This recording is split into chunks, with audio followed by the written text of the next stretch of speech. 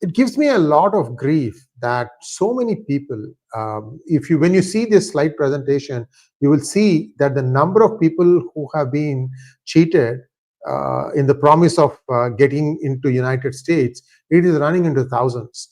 And the amount of money they have spent and how they have sold their family silver, land, whatever. Where is this madness coming from? What are you going to get? Because America is not as prosperous as it used to be. You just have to talk to somebody who's lived here for a few years and they'll tell you, yeah, you make more money, but it doesn't translate into that multiplied by the exchange rate of the dollar. No, the cost of living is quite high. Anyway, I'm just running here. Let's go take a look at what is going on, because some disturbing allegations are coming out and every ED has evidence of what has happened. And it all started with one family dying of freeze because their handlers dumped them and ran away because there must have been some sort of a raid. Whatever happened, they hid somewhere and they froze to death. Husband, wife, and 2 children. That's where the whole thing started, and ED got into it and started looking into it. They busted the network, but there is a lot that needs to be discussed. So with your permission, I'd like to show you a small slide deck on what has happened thus far, and a small request to all of you to like this video. I have a bunch of reference links. Please go through that. This is still a developing story. Canada has a lot of questions to answer. So many universities are named in it, 260. You know, Canada's population, how can it have so many colleges? How many of these are sham? That's my other question. So a lot of stuff has gone and taken place. And let me just show you what the slide deck is saying. Many questions unanswered. Here we go. 260 Canada colleges involved in human trafficking. So what had happened? In January 2022, like I said, a Gujarati family of 4, 𝗥𝗘𝗙𝗪𝗏, 39, his wife 𝗦𝗫𝗍𝗆, 35, their 11-year-old daughter and their 3-year-old son froze to death while trying to cross the US-Canada border illegally. Everybody got a punch to their gut, but people said, oh, well, they should have not tried it. And everybody forgot about it. Like every other news cycle, people come, read something, and then you feel bad for a short while, and then it just goes away. So what happened? ED, the Enforcement Directorate, understood that there may be something going on from the India side. Where they got this link, it's just amazing that they found that this thing had originated from India. After all, they were trying to get into the United States through Canada. And you know that India forced Canada to shut down its Chandigarh consulate. There may be some things that were going on there that probably India showed to Canada, saying that not everything here is, all roses. It is stinking. So there are many things that the ED hasn't revealed. But certainly the fact that Canada has not rebutted this tells you that there is something really wrong. Now, what happened was, after this, the ED launched a money laundering investigation, and the probe has uncovered vast international human trafficking network. The network also included 260 Canadian colleges. At this time, they have not revealed the name, but the fact that there is loud silence from Canada tells you that there is something rotten in the state of Canada too. Migrants used student visa. I mean, a 39-year-old with 2 kids, getting back into academics is tough, guys. Why did the colleges not do some checking? When did he study last? What was his credentials? What was he trying to enroll for? How can a university give admission just like that? So I am trying, once I start looking at this, I'm having more and more questions, because the admission process that I am aware of is quite strict. You have to be qualified. In other words, if you want to pursue a postgraduate degree in a particular field, you should have had an undergraduate degree in that field. If not, you need to go through hoops to get some sort of a clarity, confirmation that you are fit enough, you're able enough to take that particular degree or pursue that degree. Like, for example, somebody could be a civil engineer, but he could be programming, and then after 10 years of experience, they could a successful case for saying that now I want to get a master's in computer science because I have been a computer scientist for the last 10 years. That adds up. But as to how so many, I mean, once I give you the numbers, it's going to blow your mind. So instead of colleges, these individuals were smuggled across the US-Canada border into the United States. If you remember, the person who is the border czar now under the incoming Trump administration, he said as much, saying that the illegal trafficking coming into United States from Canada is far more worrisome than what is coming in through Mexico. So these are borders where many places they don't even have an outpost. For example, I talked to you about how I think close to 200 to 500 illegal immigrants were bussed out of a hotel in New York City to the border of Canada, and then they stopped by a creek where it's a very shallow creek. One side is US, the other side is Canada, and they just crossed the creek, and the NGOs from Canada were waiting to give them food, lodging, everything. So very clear planned operation on part of the NGOs, who many of them allege that these are funds of the United States government. In other words, your and my money. If you are a US taxpayer, that's why I'm saying that. You don't have to be a US citizen. You just have to pay taxes in US and you become a US taxpayer. H1, you pay taxes. Student, if you're making money, you have to pay taxes. If you are a green card holder, of course you pay taxes. So a lot of taxpayer money has been spent here in a sleight of hand way. I don't know when that route is going to be shut completely. I've told you about, where Equality Labs got its funding from, who are the dubious people running this entity called 𝗫𝗏𝗏 Foundation, and so on and so forth. I can go on, guys. That's a topic that I've done extensive research on. Let's get back to where it is now.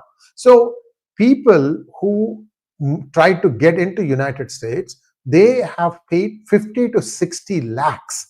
If you're coming from a tier 2 or a tier 3, I can't imagine that people who are living in Mumbai or Delhi or some of the metropolis would do something foolish like this. This would have to be tier 2, tier 3 cities who are essentially looking at all these sweetened Bollywood movies and what have you, thinking that, oh, I have a great future awaiting me in United States or Canada or in Europe, what have you, right? So if you are going to be from a smaller town, then 50 to 60 lakhs is essentially, your real estate or your silverware or your gold or whatever it is that you've made in your life. Why are you risking all these things? I know why they're thinking this. They're probably immediately calculating, oh, this translates to so many $1,000, which I can make in so many years, 1 year, 2 year, whatever. So all done. But look at the upside. After that, I'm going to be making, again, they do the same math. So much dollars in salary, they'll multiply it by 85 or whatever the current exchange rate is and say, oh, I'm going to be making so much money all my life. Unfortunately, this is not true. But by the time you realize all this, it is too late. Anyway, I don't want to be going on why you should immigrate, especially illegally to US. I would definitely want you to try immigrating legally. Have a job in hand, then come here. Absolutely, much better lifestyle then. Anyway, if you pay 50 to 60 lakhs and then you take this student path, then you are essentially going down this route and you are in the hands of people who think that they can get you safely across the US. And as to what happens once you reach US, I don't know. Maybe they have some connect with some NGO organizations who can then connect you up with at least, the usual $2,000 upon entry illegal. You get stamped and then it is just downhill, if you ask me. Anyway, so the ED conducted searches on December 10th and 19th at 8 locations in Mumbai, Nagpur, Gandhinagar, and Vadodara. The investigations revealed that 2 agents in Mumbai and Nagpur facilitated migration of 35,000 individuals annually, with 1,700 agents in Gujarat and 3,500 across India. See, I told you, this could not have happened in metropolis. Kids do have a little bit of idea about how the admission process goes on. But if you go out, spread out to the rural parts of India and then start selling them all these dreams and give them dangle the number which is within their reach, 50, 60 lakhs, people say, mushkil hai, but You can get money from here and there, borrow money from your relatives maybe, but a great life awaits in US without understanding or knowing how you can get employment and how you can make your living. So despite efforts to dismantle this network, over 800 agents are still active. So out of 1,700, only half have been identified and perhaps shut down. There are still almost half remaining. Who is the kingpin? His name is 𝗣𝗽𝗍 �ashokbhai Patel. He is identified as the primary accused along with several others, and he is the one being investigated for orchestrating a human trafficking company or conspiracy. The ED has filed a case under Prevention of Money Laundering Act based on an FIR from Ahmedabad police. Now, this is not all. So one problem you have is this. The other problem is when they are actually being caught coming into the United States. Even Biden administration has started cracking down in the past few months once there was an uproar about how many people were illegally entering the United States. So 14,000 Indian migrants were stopped at the US-Canada border in the past 365 days. Now, the United States estimates about 725,000 undocumented Indians are currently residing in the country. So just do the math, 15 million, right? 15 million is 1.5 crores, and this is 7 lakhs. And now if you, 1 in 6 human beings is an Indian, right? So if you say 1.5 crores, then 1 in 6, that should be a much bigger number than what we are talking about, 7 lakhs. But it is par for the course. Means like across the world, people are trying to make a beeline towards United States by hook or crook. Unfortunately, the crooked ones get caught. Now, how did the Canadian colleges come into the picture? It is alleged that they received payments from this racket and they funneled them back to the agents. Because what happens is, maybe they enrolled for a semester there. And after that, they dropped out. Something really funny happened. Because see, once you enroll in a semester, you pay the fees and enroll in for a semester, then they expect you to show up to classes every day or every third day. It's like Monday, Wednesday, Friday, or Tuesday, Thursday. That is the schedule for most classes. You are expected to come, take your classes, finish the course, and go on to the next one. After all, you are pursuing a degree, isn't it? So somewhere that thing has been broken. And looks like once they pay the fees, somehow a part of that is going back to the agent. So there are moles within these 260 organizations. Who are they? Now, Canada's immigration policies have come under the scrutiny. I've been telling you about this, about how the number of students that are enrolled, it is running into lakhs now from India. These are legal students, by the way. What we are talking about is illegal. So you have two parallel tracks, legal student body and illegal student body that are studying in Canada. Now, the other interesting fact that has emerged is, looks like in one of his forays back into Canada, because Niger tried to enter Canada more than once. In one of his forays, he came in as a student. I mean, you can make the argument that, look, the man was 35 years old. He decided that he wanted to get back to academics, to get trained, to get modernized, what have you. I mean, he was a plumber after all. Maybe the latest in plumbing technology in Arctic temperatures. I mean, I'm just making this up here. So he also came in as a student. So this is not something that Canada has, suddenly loosened the strings or something like that. This has been happening for a long time. Now, at last count, as of December 2023, you want to know how many students are studying in Canada? 1 million. Of course, of which about 40% are from India. 40%. That's why I told, in my other monologues about Canadian students, to tell parents that, look, wait for some time, wait for the dust to settle. This is not sustainable, and what is going on is too dangerous for you to send your children now. And I'm hearing that the admission as a percentage into the next year has fallen by as much as 60%. So clearly, many are getting this news and they are deciding to wait it out to see what happens at the end of the day. But think about the money that legal students have put in. Many of them are going to be illegal and they'll have to fly back to India. So lots of headwinds coming your way, unfortunately. Now, let's take a look at the sheer numbers. 427,000 students from India, and they are contributing approximately $18 billion. I did this math once. I mean, per year, the cost is $36,000 in Canada. And the same thing perhaps in United States is costing about 60,000, much higher number. So I can understand that people like to say, Canada is close enough and the border is porous enough. So somebody has given a good, nice story. You just see, you come in as a student, you enroll. After some time, we'll quietly let you slip you into United States. And there are people who will take care of it. And they might even have some phone calls and video calls even to show you that life will be great once you get into the United States.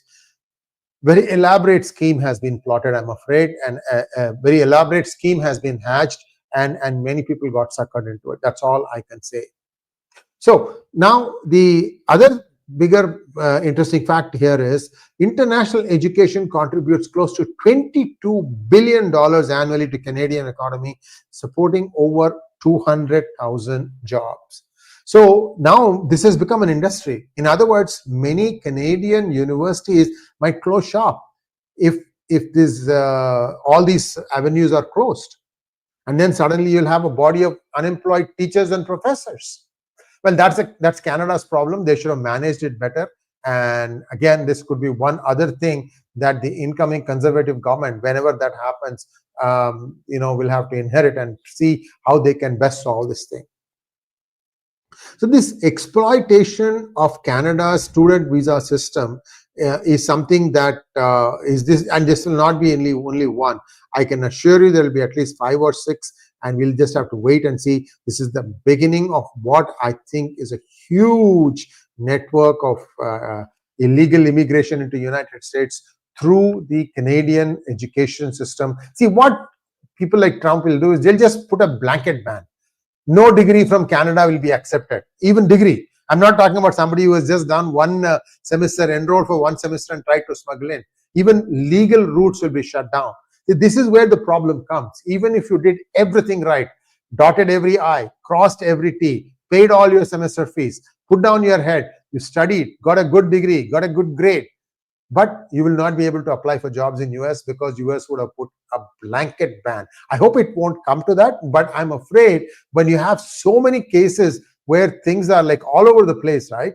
The best thing to do is first put a moratorium, put a ban, and then slowly figure it out. And then you have some metrics that you can say, okay, if a certain student did these things, then the metrics pass. Okay, these software can easily weed out all these things. So I hope something like that will happen and no blanket ban. But anyway, so this is where things are now.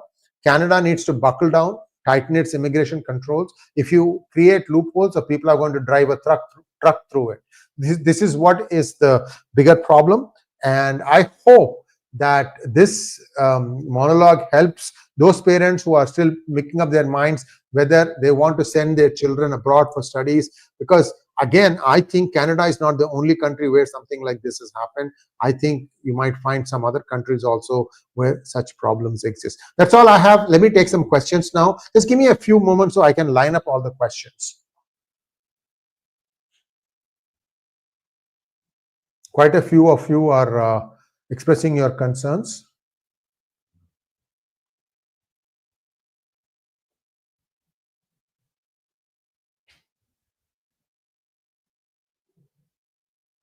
So some other countries also are being questioned here. So I'll just give you a 20,000-foot view. Thank you. So here are some of the observations. Sanjay, thank you so much for your super sticker. Elmo D'Souza wants to know, the US to Canada porous crossing in QC is known as Roxton Road. It's a shallow nulla without water. Majority of the people crossing into Canada come through this crossing and are greeted by Canada. So much information there. Thank you so much, Elmo. Look, I'm not against immigration. I want legal immigration, because legal immigration also guarantees that you will have a certain standard of living. Coming in illegal, all bets are off, guys. Look at what happened. That family froze to death, not knowing where to go, because they didn't know where to go, because they knew that their coyotes are the people who handle, or the ones who help you get across, they vanished because they knew there was a raid coming. So when you are caught like a deer in headlights, what are you going to do? Looks like they just stayed put and they froze to death. What a horrible, horrible end. So anyway, so this is where things stand now, and I hope people don't jump into this thing and go, I have to go abroad because India isn't good enough. Look, I don't think so. I'm spending more and more time in India, and I am very happy with how things are in India. Magnet Ranga wants to know, Namaskar, reports indicate that Trudeau's days were numbered and he would resign soon, but the days are indeed getting longer and he's surviving. Wonder if he would really go. Actually, Magnet Ranga, if something should have happened, that should have happened when the parliament was in session and they ran the clock out. They ran the clock out means like, slow batting, if you will. I mean, you've got the last pair is in the middle and you bat slowly so that the time runs out and the day is out. That's what they have done. And 𝗥𝗘𝗙 is a real character there. He says one thing and he does the exact opposite. So Trudeau is hanging by a thread, but they are still hanging by a thread. My guess is that he will hang as long as possible to at least try and get some more objectives, because you clearly know it's not Trudeau who's running Canada. It's a cabal that is running Canada. Who knows what other objectives they have? Then he'll make sure that those are all done, and he'll also create some more mess for the incoming Conservative government, assuming that the Conservative government gets a clear majority. I just hope that that's all that happens and not worse than this. Now, Anandan Doreswamy wants to know, Sree, I smell a rat in similar scam in Australian international education and higher education system. There will be a day soon where such covert operations may be unearthed.